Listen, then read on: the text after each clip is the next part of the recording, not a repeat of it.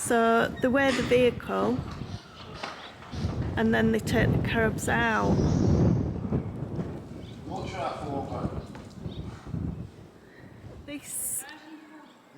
This carob place is in a place called Tenoka, which is near Bolochem. So and all the carobs are on the side here. The carobs smell a little bit like chocolate. So Abe's having to empty all his bags. And then you weigh the car again.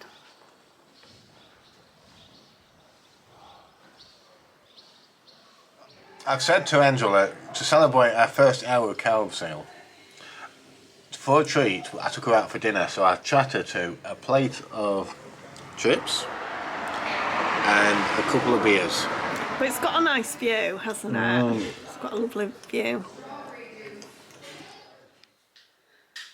Okay, my Jill came back from the mechanics, from the repair shop, and because I didn't want to pay the €280, they sent it back in pieces. So now I'm just basically putting it back together, or trying to put it back together again. But I put oil inside of it, so hopefully we'll do oil inside of it. I can see what's going, it'll be more lubricated. Now, it's a shame they never put it back together properly, but here I say it works here. So this is our little plum tree here. This is an established one. Now we didn't get many plums this year on this tree, which is strange because the year before we had a huge amount of plums on this tree. But I think we've got 2 plums on this tree. And Angela put them in little tiny bags, as you can tell. And it stops the flies, instead of using pesticide, it's stopping the flies from the birds from devouring them. So let's have a little look. Hopefully we can have a look at this. These little bags work brilliantly. Look at that. No pesticides. Just a little bag to protect it, and you've got a beautiful plum. And the birds didn't get to it. And the birds didn't get to it. And the most important thing, there's no bugs inside of it, like the wigglies.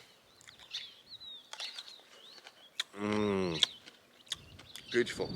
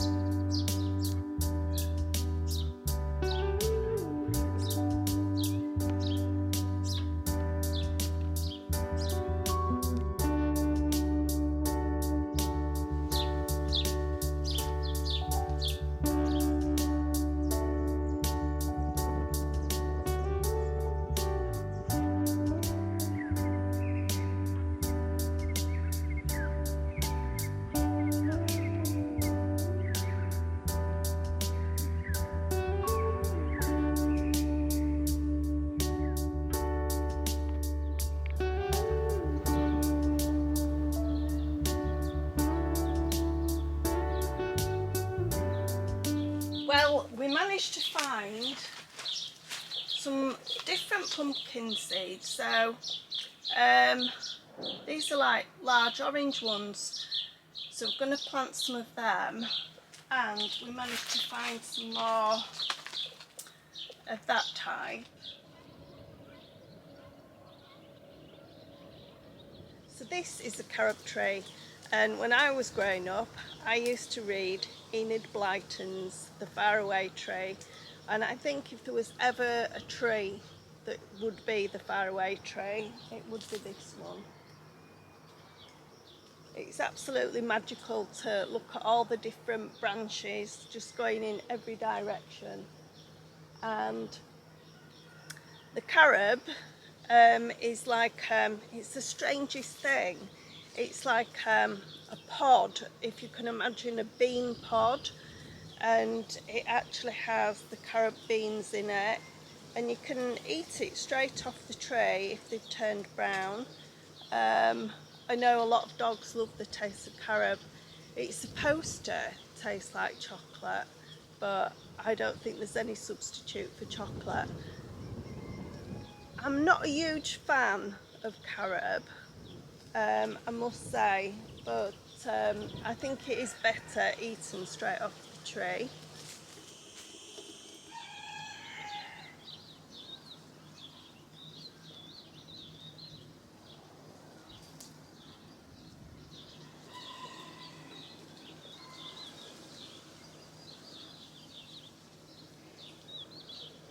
We've actually got isolated thunderstorms this afternoon, and the clouds are bubbling up, and I think I've just heard some thunder.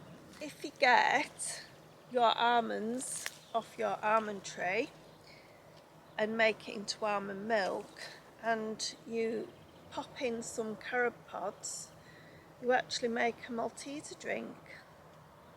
Very yummy. So last year we didn't really get an awful lot from this carob tree, and it is absolutely massive. We do have 11 producing carob trees on the land, and they are magnificent. I always remember somebody saying to us when they came and had a look at the land, there's some things that money can't buy, and to get magnificent trees like these, you just can't buy them, you know. It takes years and years. It's probably about 100 years old, this tree, and it's just beautiful. When we bought the farm, the carobs were at a premium price, and we thought we'd be quids in. So how much money did we actually make? Well, the right ones are on the ground, so it usually takes 2 hours to fill one of these 15 kilo bags. And we actually counted, I think there was about 27 bags that we filled. So that would have taken 54 hours. So how much did we make? Now, the year before last year, they were going for a premium. You know, you could even get up to €50 a bag. And it really plummeted, did the prices last year. So for one bag, for 15 kilos, you get €8.50. You can actually fill them up a little bit more than that. And we took 27 bags and we got €307 for all that hard work. And I know a lot of people don't even bother picking their carobs, but for us it came at just the right time. It was an awful lot of hard work, but our car tax was due, the inspection was due on the car, and obviously I broke my arm and I didn't go to the normal hospital, I went to the private hospital. So the €300 came in nicely. The carob place actually sends you an invoice telling you how much your carobs was worth, and you keep the receipts of how much it weighed.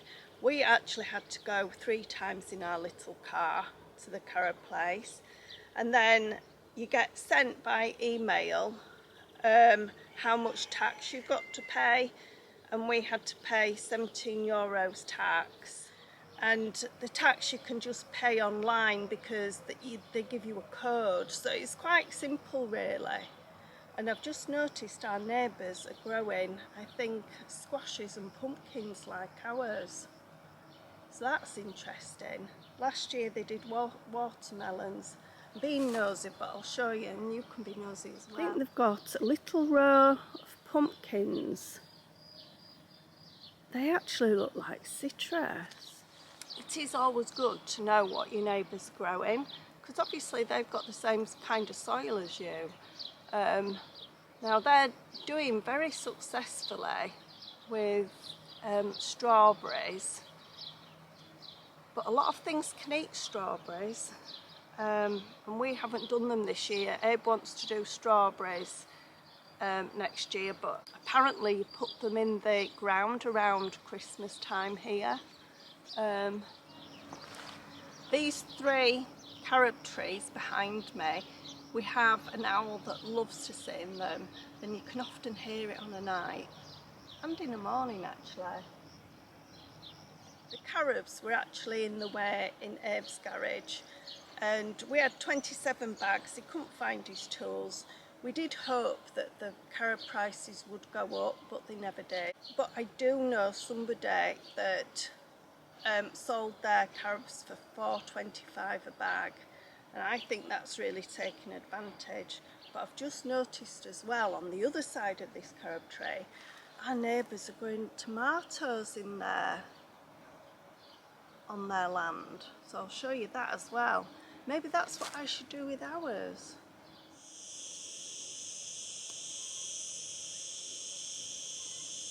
And they've got cucumbers. I've just noticed that as well.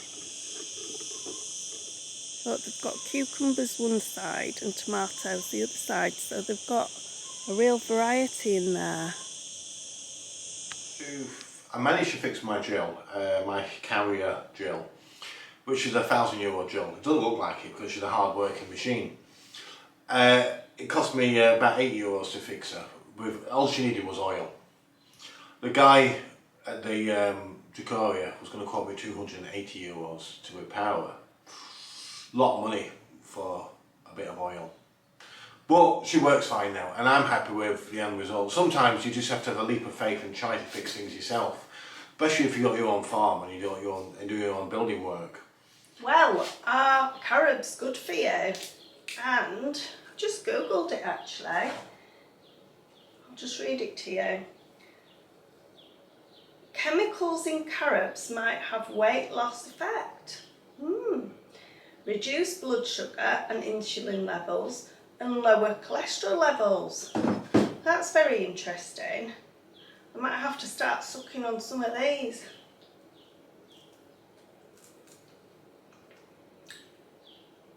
This one is one that's just dropped off the tray. It was on the floor.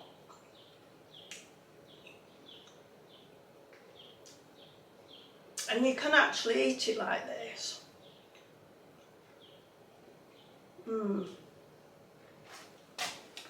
Let me get something to drink. People say to me that your food bill must be really low now, but to be fair, it hasn't really changed that much. This week we've managed to have 2 courgettes ready, so I have actually made curry twice with lentils and some other vegetables. I'm still waiting. This is the thing, I don't know. I think if you're an experienced gardener and it's just getting all your times right, you know, I put in the tomatoes ages ago, and it must be for about 3 weeks we've had green tomatoes on, and it's been really sunny, so I don't know why they haven't changed colour. So we've got loads of tomatoes which are still green, and we have 10 cucumbers that are ready, and we've already had 2. The 2 cucumbers that we've actually had have been really delicious, but I didn't know that there was male and female cucumbers, and apparently the bitter ones are the males. Surprise, surprise. So I'll test if this is a male or a female. I'll give it a little wash. That's definitely a female. It's absolutely delicious. No bitterness there. Lovely. I didn't know that we could get cucumbers that big here. And if you remember, my cucumbers last year didn't really do anything. They just stayed like gherkin size. So I don't know if it's the type that I planted. So this year I planted 100 cucumber plants, and we've got some in the field and we've got some on the raised bed area. So I'm going to have to try and sell some, I think. It is one of my favourite vegetables. Oh, can't beat growing your own.